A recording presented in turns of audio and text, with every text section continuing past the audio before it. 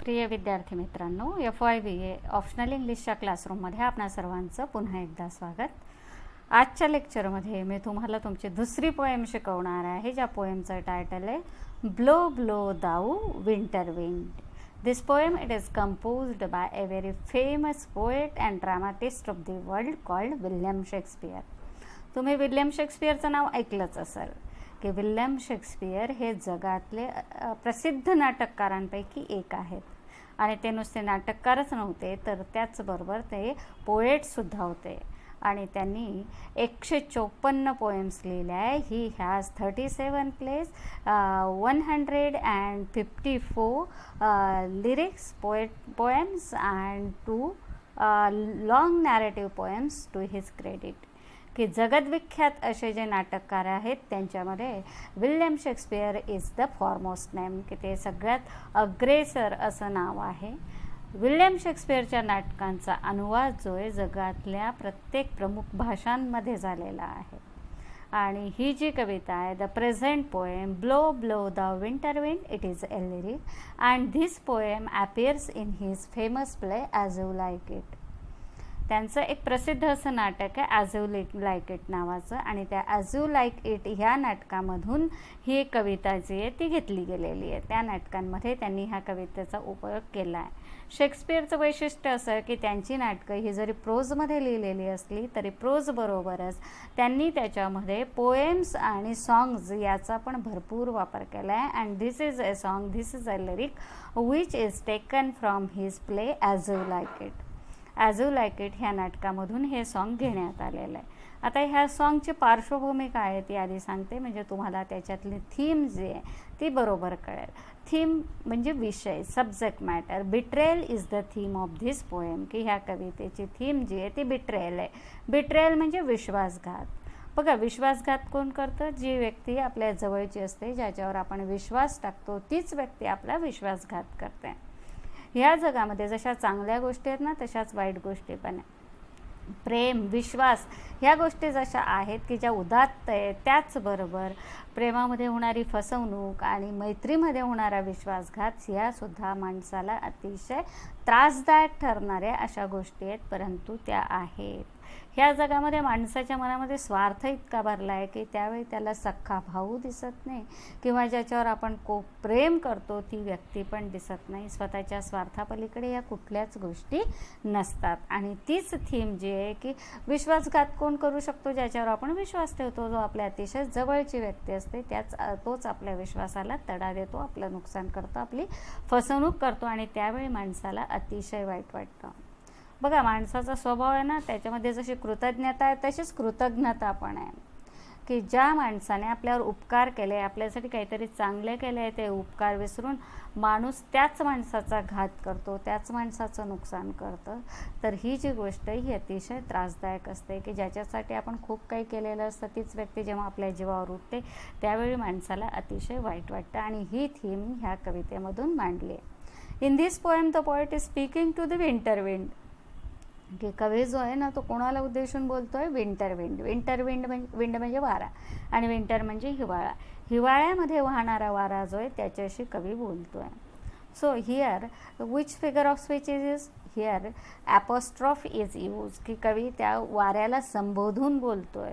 आता ह्याच वाऱ्याला कवी संबोधून का बोलतोय?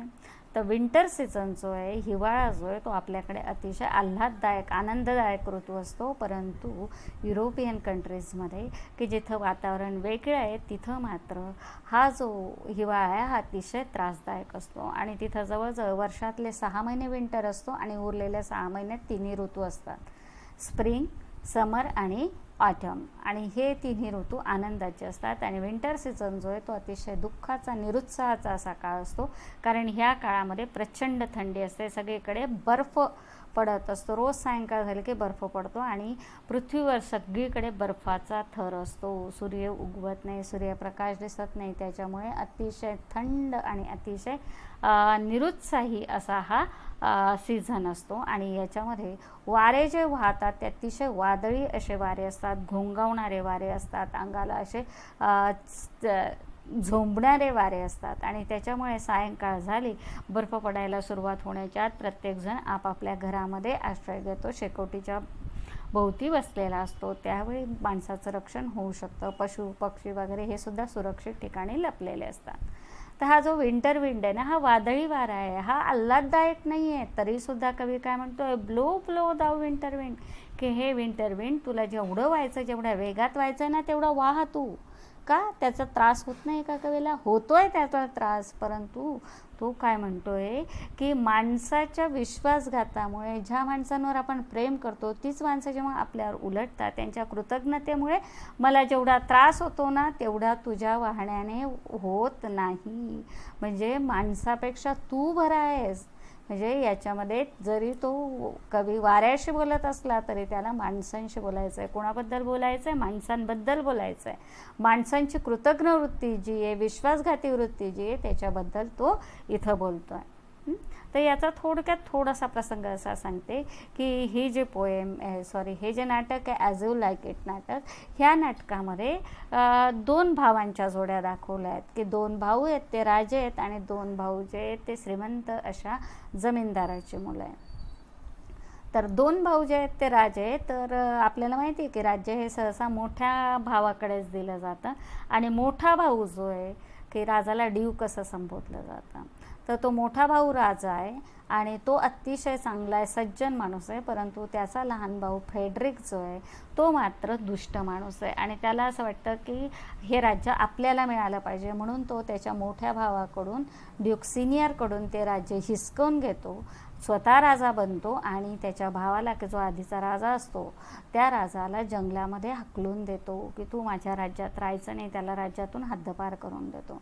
आणि त्याच्यामुळे हा ड्यूक सिनियर जो आहे की जो सज्जन चांगला माणूस असतो, तर तो काय करतोय की आता त्याचं जो राज्य वगैरे काहीच नाही, तो जंगलात एखाद्या वनवाशासारखा राहतोय, परंतु त्याच्यावर प्रेम करणारे त्याचे मित्रमंडळी जे ती त्याच्यासोबत आहे, ते सगळे त्याच्यासोबत राहत आहेत, आणि हे सगळे जंगलामध्ये राहत आहे. तर त्यावेळी त्या सगळ्यांच्या सोबत, की तो राजा आहे, त्याचे बरेच श्रीमंत माणसं आपापली प्रॉपर्टी सोडून इथं त्या राजाबरोबर, आपल्या मित्राबरोबर जंगलात राहत आहे. तर तिथं त्यांच्याबरोबर एक त्यांचा विदूषक पण आहे. विदूषक हा वरून बावट वाटतो, परंतु आतून अतिशय विद्वान माणूस असतो. तर तो विदूषक पण आहे, तर तो नेहमी काही ना काही फिलॉसॉफी जी ती मांडतच असतो. तर हे राजा, त्याचे अनुयायी असे छानपैकी बसलेले असतात तिथं जंगलामध्ये, आणि हिवाळा सुरू होतो. बघा, हिवाळा हा अतिशय त्रासदायक, आणि तोही जंगलातला. तर तो वारा घोंगावतोय आणि त्याच्यामुळे त्यांना त्रास होतोय. परंतु जरी प्रतिकूल परिस्थिती असली तरी राजा मात्र अतिशय आनंदात आहे, कारण त्याचं हृदय चांगलं आहे, त्याचे विचार चांगले आहे, त्याचे अनुयायी, आणि तो कधी आपल्याला काय लॉस झाला आहे त्याचा विचार न करता तिथं प्रतिकूलतेत सुद्धा ते आनंदात राहत आहेत. आणि त्यावेळी मग ते म्हणताय की त्यावेळी इथे बसलेले असताना हे गाणं चाललेलं आहे, की हे गाणं, तो त्यांचा विदूषक जो आहे तो म्हणतोय काय, ब्लो ब्लो दाऊ विंटर विंड, की हे वाहणाऱ्या वाऱ्या, हिवाळ्यात वाहणाऱ्या वाऱ्या, विंटर विंड, की जो अतिशय त्रासदायक आहे, तर तू वाहा, बिनधास्त वाहा, आम्ही तुला अडवणार नाही, कारण तुझ्यापासून जेवढा त्रास होतो ना त्याच्यापेक्षा जास्त आम्हाला आमच्याच लोकांपासून त्रास होतो. तर मला वाटतं तुम्हाला याची पार्श्वभूमी कळाली असेल. तर आता आपल्याला पोएम वाचायला हरकत नाही. आधी आपण पोएम वाचू. कोणत्या टाईपची पोएम आहे? It is a lyric. And what is the theme of the poem? Betrayal, विश्वासघाती याची थीम आहे. की मानवी जीवनामध्ये माणूस हा इतका स्वार्थी आहे ना की कुठलंच नातं इथं खरं नसतं. भावा बहिणीचं खरं नसतं, भावा भावांचं खरं नसतं, प्रियकर प्रेयसीचं खरं नसतं, मित्रांचं खरं नसतं. तो इथं ह्या कवितेमध्ये सांगतोय की जसं भावाभावांबद्दल एकमेकांना प्रेम नसतं भावांना, तसंच प्रियकर प्रेयसी जरी एकमेकांना किती पण प्रेम आहे असं दाखवत असले तरी त्यांचंही प्रेम हे खोटं असतं, खोटारडं असतं. मित्र कितीही प्रेमाचं आव्हानात असतील ना तरी ते सुद्धा विश्वासघात करत असतात. तर हे दुःख जे आहे, ही खंत जी आहे ती त्याची व्यक्त केलेली आहे. बघा, आपण आता कविता वाचू. पूर्ण कविता वाचेल आणि मग मी ती एक्सप्लेन करते. Blow blow thou winter wind, thou art not so unkind as man's ingratitude. Thy tooth is not so keen because thou art not sin.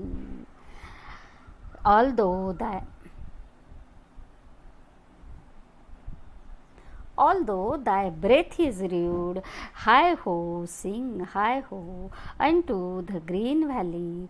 Most friendship is fanging, and most loving mere folly. Then hi ho, the holly. This life is most jolly. Freeze, freeze, thou bitter sky, that dost not bite so nigh.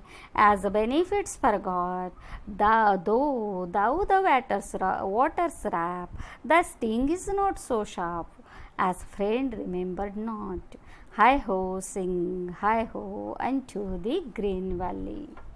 बघा छोटीशी कविता आहे. काय म्हणतोय कवी? Blow blow दाऊ winter wind, की हे winter wind तुला जेवढ्या जोरात व्हायचं असेल ना तेवढ्या जोरात तू वाहा, आम्ही तुला अडवणार नाही. का अडवणार नाही? Thou art not so unkind. Art means are, हे जुने इंग्लिश आहे. Thou means you, you are not so unkind. Kind म्हणजे दयाळू आणि अनकाइंड म्हणजे दुष्ट, की तू इतका दुष्ट नाही आहेस, इतका निष्ठूर नाही आहेस, किती ॲज मॅन्स इनग्रॅटिट्यूड, की माणसाची कृतज्ञता जितकी निष्ठूर असते, जितकी दुष्ट असते, ती जितकी त्रासदायक असते ना तेवढा तू त्रासदायक नाही आहे. बघा कोणती फिगर ऑफ स्पीच वापरली इथं? सिमिली वापरलेली आहे. काय? As man's ingratitude. Thou art not so unkind as man's ingratitude, की माणसाच्या कृतज्ञते इतका तू दुष्ट नाही आहेस, तू दयाळू नाही आहेस, तुझा इतका त्रास होत नाही जितका माणसाच्या कृतज्ञतेचा त्रास होत असतो. कृतज्ञता म्हणजे केलेले उपकार विसरून जो माणूस आपल्यावर उपकार करतो त्यालाच इजा पोहोचवणं, त्याचंच नुकसान करणं, याला म्हणतात कृतज्ञता. केलेले उपकार विसरून जाणे याला म्हणतात कृतज्ञता. त्याला इंग्लिशमध्ये म्हणतात इनग्रॅटिट्यूड. आणि कृतज्ञता, केलेले उपकार जाणणारा, त्याला म्हणतात ग्रॅटिट्यूड, त्याला म्हणतात कृतज्ञता. दाय टूथ इज नॉट सो किन, की तुझे दात आहेत ना ते काय? नॉट सो किन. किन म्हणजे इतके तीक्ष्ण नाही आहेत तुझे दात. हां बघा आता वाऱ्याला दात असतात का? नाही. पण जेव्हा वारा वाहतो ना त्यावेळी आपण काय म्हणतो? बोचरा वारा आहे, बोचरी थंडी. चावते का ती आपल्याला? पण तिचा त्रास होतोय. बघा काही काही शब्दप्रयोग असे म्हणतात. म्हणून तो काय म्हणतोय? That tooth is not so किन, की तो वाहतोय, तू बोचरा आहेस आम्हाला माहिती आहे, परंतु तुझे दात इतके तीक्ष्ण नाही आहेत. की कशा इतके तीक्ष्ण नाही आहेत? Because Dau art not seen. का तुझे दात इतके तीक्ष्ण नाही आहे? कारण तू प्रत्यक्ष दिसत नाही. बघा वारा वाहतो, तो जाणवतो, त्याचं अस्तित्व आपल्याला जाणवतं, परंतु तो मात्र आपल्याला दिसत नाही. त्याच्यामुळे त्याचा जो दात आहे, त्याचे जे दात आहेत ते आपल्याला जरी बोचरे वाटत असले, चावरे वाटत असले, तरीसुद्धा त्याचा इतका त्रास होत नाही. परंतु माणूस जो आहे तो प्रत्यक्ष आपल्यासमोर हजर असतो, की तो आपल्यासमोर असतो ज्याच्यावर आपण खूप प्रेम केलेलं असतं, तो आपल्यासमोर हजर असतो. ज्याच माणसाने एकेकाळी आपल्यावर प्रेम केलेलं असतं, प्रेम दाखवलेलं असतं, आणि आता मात्र त्या माणसाचं रूप बदललेलं असतं. तर तेव्हा माणसाला अतिशय वाईट वाटतं, की समोर जो माणूस आहे ना त्याला त्याच्या कर्माची सजा द्यावीशी वाटते, परंतु ती मात्र आपण देऊ शकत नाही. त्याने केलेला विश्वासघात आपण त्याला माफ पण करू शकत नाही आणि त्याला सजा पण देऊ शकत नाही. का सजा देऊ शकत नाही? कारण ती जवळची व्यक्ती आहे, त्याचं जरी आपल्यावर प्रेम नसलं तरी आपलं त्याच्यावर प्रेम असतं, त्याच्यामुळे आपण त्याला सजा देऊ शकत नाही. आणि त्याने आपला जो विश्वासघात केलेला असतो त्याच्याबद्दल आपण त्याला माफ पण करू शकत नाही. म्हणजे चूक त्याची असते पण त्रास मात्र आपण भोगत असतो. ऑल दो दाय ब्रेथ बी रियूड. तो राजा म्हणतोय की ऑल दो दाय ब्रेथ बी रियूड, की तुझा श्वास जो आहे ना तो कसा आहे? रियूड, उद्धट आहे, रफ टफ आहे. कसा? कारण हा जो वारा वाहतो ना, तो वारा जेव्हा वाहतो तेव्हा असा घोंग घोंग घोंग घोंग करत वाहत असतो. तर हा वाहण्याचा जो आवाज आहे तो कसा आहे? की माणसाच्या श्वासोश्वासासारखा आहे. की तो वारा वाहताना जो आवाज येतो तो कसा आहे? की जणू काही त्या वाऱ्याचा ब्रेथ आहे. कारण ते जर वाऱ्याचं वाहनं थांबलं तर वारा संपून जाईल, आणि वाऱ्याचं वाहनं थांबलं की माणूस पण संपून जातो. वारा वाहतोय तोपर्यंतच आपण पण जिवंत राहू शकतो. तो म्हणतो ऑल दो दाय ब्रेथ इज रियूड, जरी तुझा श्वासोच्छ्वास हा अतिशय उद्धट असला, अतिशय त्रासदायक रफटफ असला ना, तरी तू इतका अनकाइंड नाही आहे की जितका माणूस आहे. आणि बऱ्याचदा असं होतं की जे व्यक्ती वरून रफटफ दिसतात ना ते आतून प्रेमळ असतात, आणि जे वरून अतिशय पॉलिश्ड गोडगोड बोलणारे, मॅनरली वागणारे ना, ते मात्र आतून अतिशय दुष्ट असतात आणि ते विश्वासघात करत असतात. तर तो म्हणतोय की तू वरवर जरी त्रासदायक वाटत असला ना तरी तू तितका त्रासदायक नाही आहे जितका माणूस त्रासदायक आहे. आणि म्हणून तो म्हणतोय हाय हो सिंग हाय हो अनटू द ग्रीन व्हॅली. आणि म्हणून मग तो म्हणतोय की ठीक आहे, तू मुक्तपणे व्हा. कुठं व्हा? की तू दर्याखोऱ्यांमधून व्हा, डोंगरांवरून व्हा, अनटू द ग्रीन व्हॅली, की हे हिरव्यागार व्हॅलीमधून तू वाहत जा. तुला आम्ही कुणीही अडवणार नाही. आणि खरं म्हणजे या वाऱ्याला अडवण्याची ताकद माणसात पण नसते. Most friendship is feigning and most loving mere folly. बघा, कोणत्याच नात्यावर त्याचा विश्वास नाही राहिला आहे कवीच.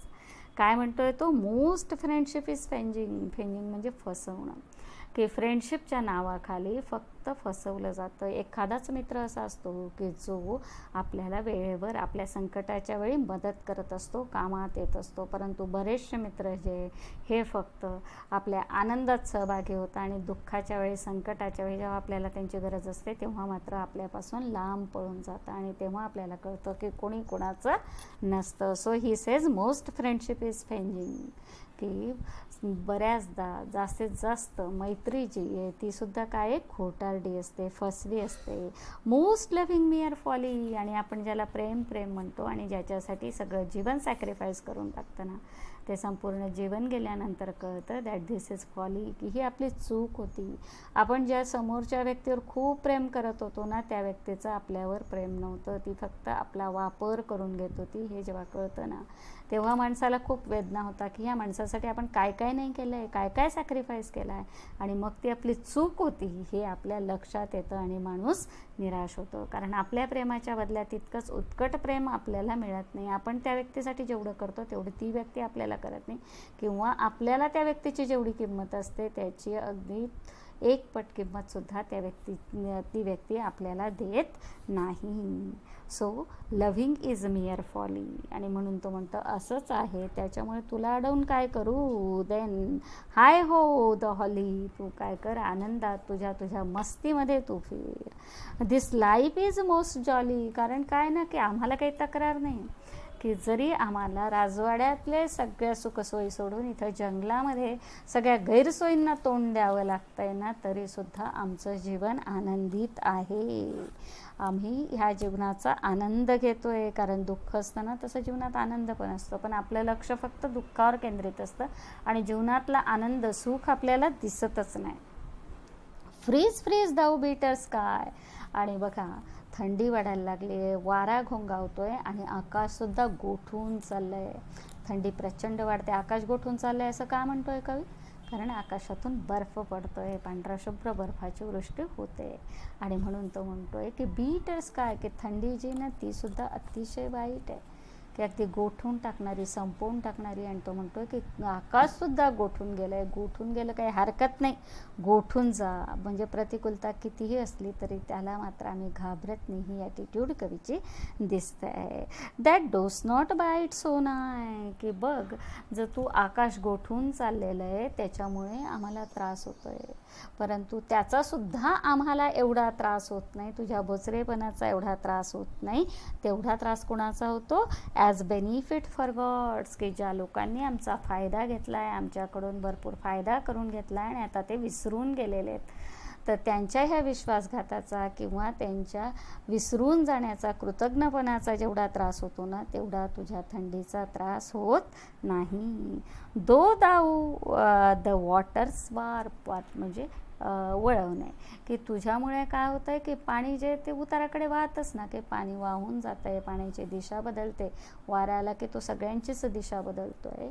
तू जरी त्या पाण्याला खाली वाकवत असला, त्याची दिशा बदलवत असला ना, तरीसुद्धा तुझा एवढा त्रास होत नाही. कारण आमच्याच माणसांची इनग्रॅटिट्यूड जी आहे, कृतज्ञता जी आहे, तीसुद्धा आमच्या जीवनाचा संपूर्ण मार्ग बदलून टाकते, संपूर्ण दिशा बदलून टाकते, की जे सुखाचं जगणं होतं ते अतिशय त्रासदायक होऊन जातं, आनंदाचं जगणं दुःखाचं होऊन जातं. दाय sting is not so sharp. काय म्हणतोय कवी, की तुझा दंश जो आहे ना, स्टिंग म्हणजे नांगी. बघा, विंचवाला नांगी असते, त्याने ती नांगी मारली, दंश केला की माणसाची अंगाची अशी आग आग आग आग होऊन जाते.